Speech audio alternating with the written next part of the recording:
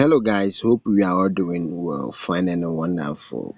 I hope the day is going on well. In today's tutorial video, we are looking at something very simple, how to request a ride on boat. Requesting a ride on boat is very easy and the simplest thing you can do. So how do you request ride on boat?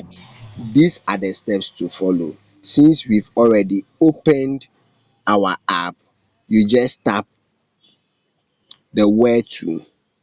So the where to, you enter where you are going to. So let's say we are going around Mascot Hotel.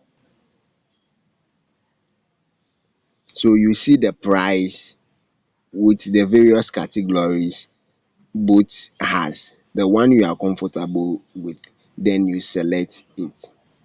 So after that, you just confirm your order and you have successfully request a ride on board. Thanks once again for watching this video. Kindly like, comment and share, and always come back for more.